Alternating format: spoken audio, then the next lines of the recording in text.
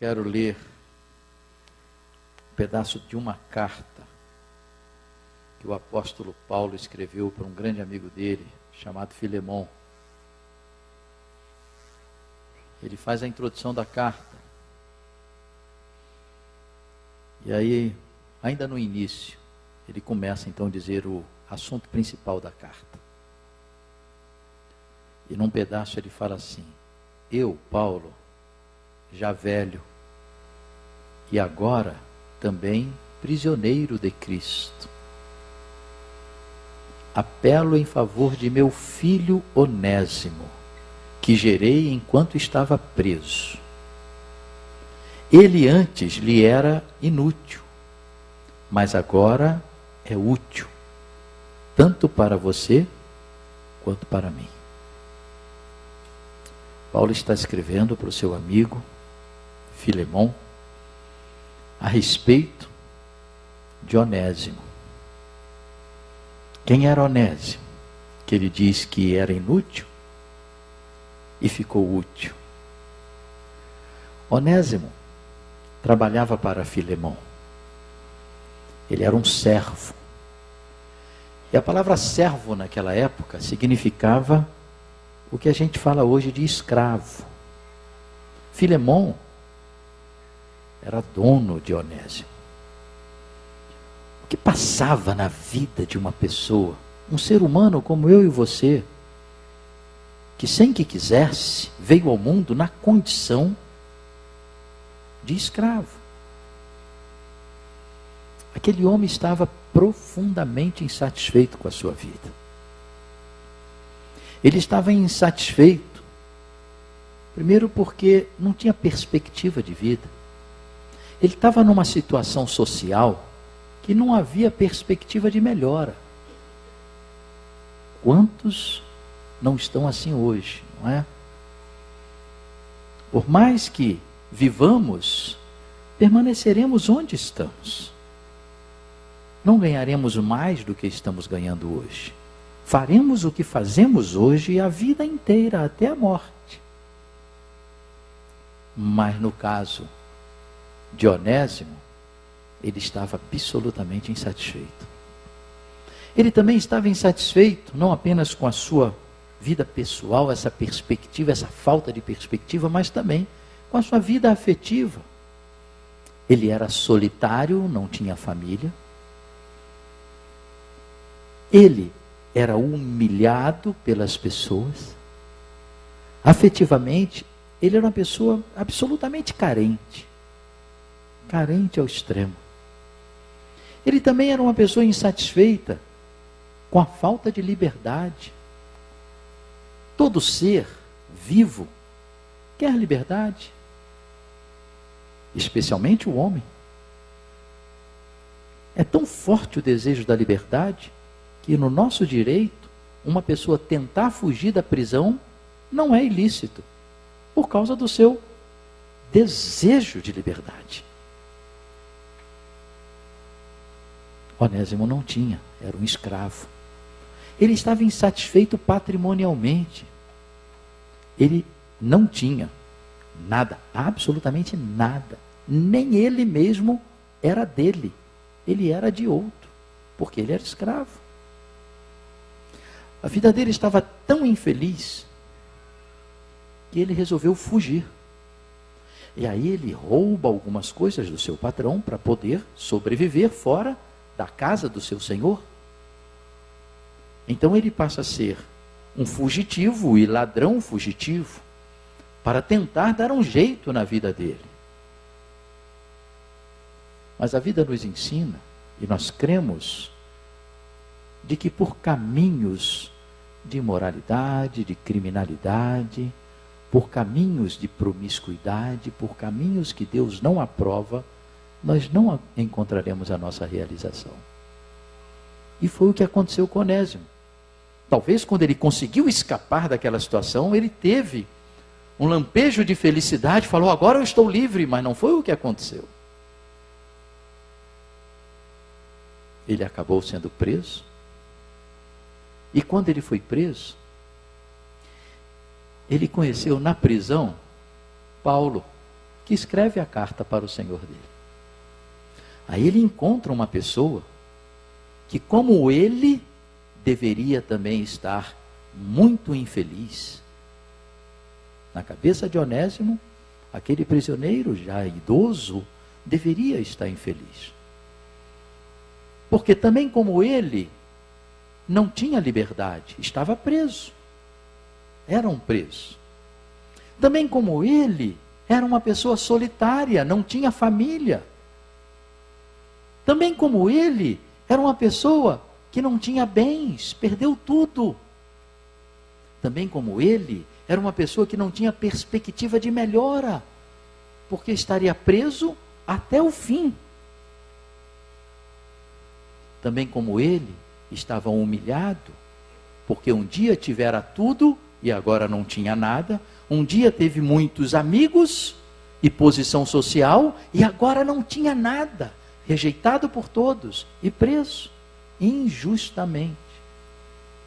Na cabeça de Onésimo, esse homem deveria estar tão infeliz quanto ele. Mas Onésimo se surpreende, porque Paulo não era infeliz. Paulo era feliz.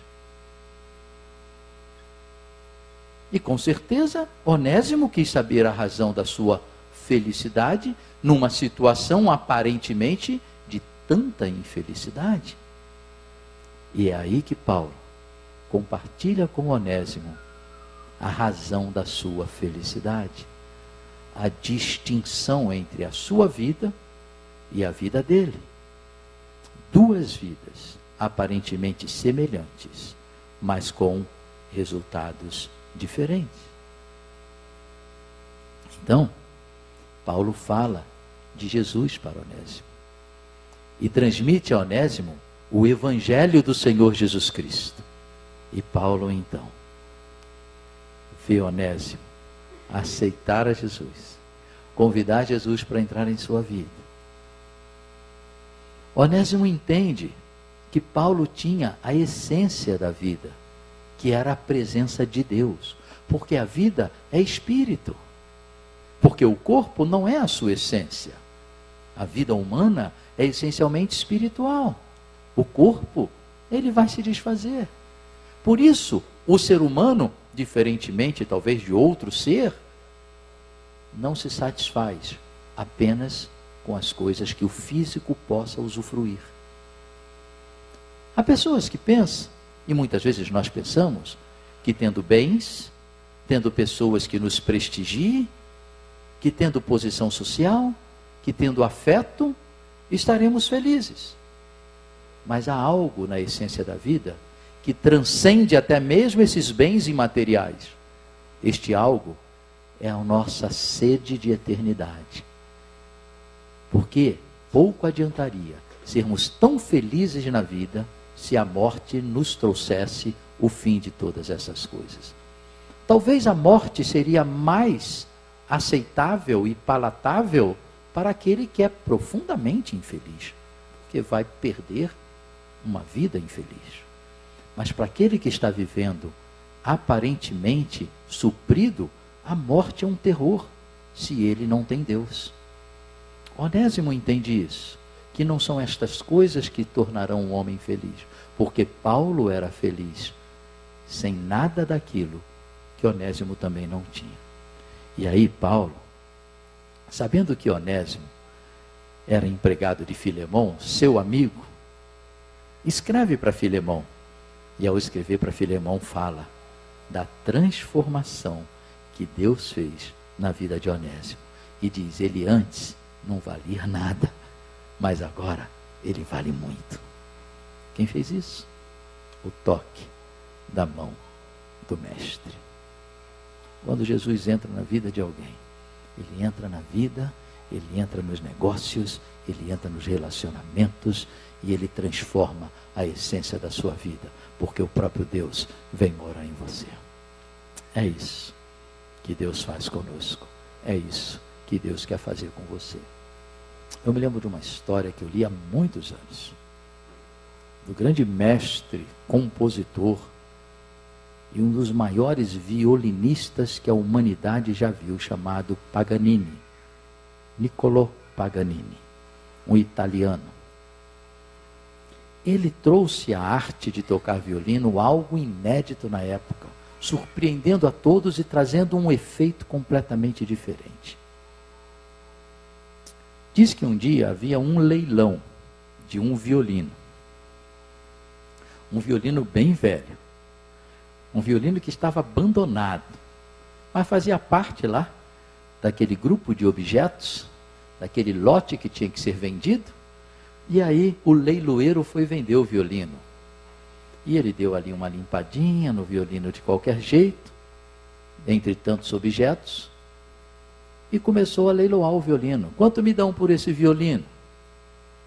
E ele passava o dedo nas cordas do violino e fazia aquele som desafinado de um violino abandonado. E alguém falou lá no fundo: eu dou $5. Ninguém dá mais? Um outro levantou a mão: eu dou 7. E ninguém dá mais? E até que um outro levantou a mão e falou: eu dou 9. E ninguém dá mais? Ninguém vai dar mais do que $9. E lá no fundo, um homem pediu a palavra, veio até a frente. Posso olhar o violino? Olhou o violino. Posso experimentar o violino? Limpou o violino, afinou o violino.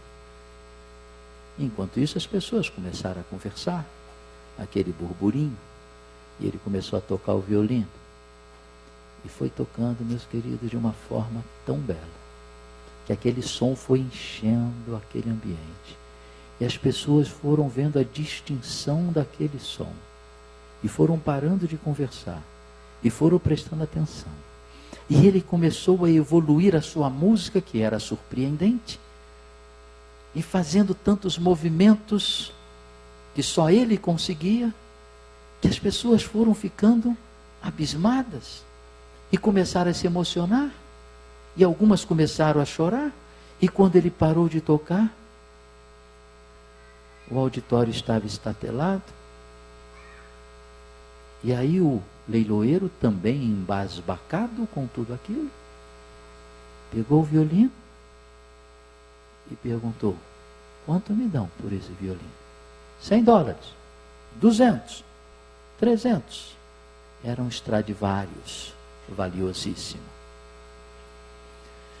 Apesar de ser valiosíssimo, até pouco tempo ele valia $9. E agora valia centenas de dólares. A diferença você já sabe qual foi. O toque da mão do mestre. Uma vida comum e uma vida distinta dependerá do toque da mão de Jesus. Baixe um pouquinho a sua cabeça.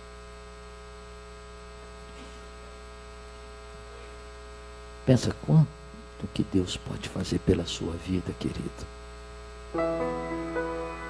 Coloque a sua vida nesta noite nas mãos de Deus.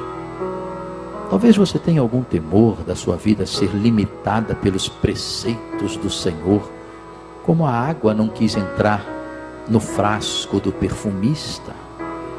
Mas é exatamente ali nos limites da segurança da mão do Senhor que você experimentará a essência da vida e terá uma vida distinta e não mais comum. Seu coração será cheio de paz. As situações da sua vida serão organizadas pelo Senhor. A sua família sofrerá o impacto desta mudança. Os seus negócios sofrerão o impacto desta mudança. O seu coração se encherá de esperança que não se esvaziará com a morte, porque graças a Jesus você terá vida eterna. Então eu quero dar uma oportunidade agora para todos nós. Se você entende que está precisando na sua vida do toque da mão de Jesus para transformar a sua vida, eu quero orar por você agora. Nós queremos pedir ao Senhor que hoje seja um dia que vai mudar estas coisas na sua vida. Que o Senhor pegue a sua vida e realize o plano dele em você, porque você está buscando o Senhor, está querendo o Senhor na sua vida.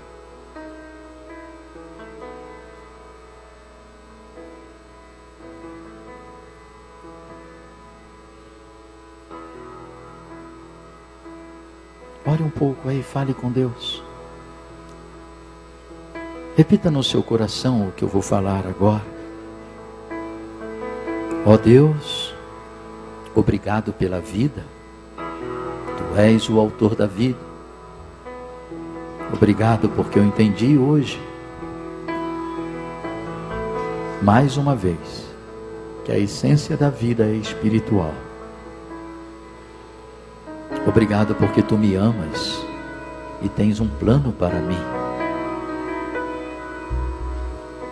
Eu preciso que o Senhor governe a minha vida. Eu preciso que o Senhor toque na minha vida, transformando algumas coisas que estão me deixando insatisfeitos. E nesta noite, ó Deus, eu quero começar uma experiência nova de vida. Entra na minha vida, Senhor. Transforma o meu coração e a minha vida. Conduze os meus passos e faz o seu plano se realizar em mim. Em nome de Jesus. Amém.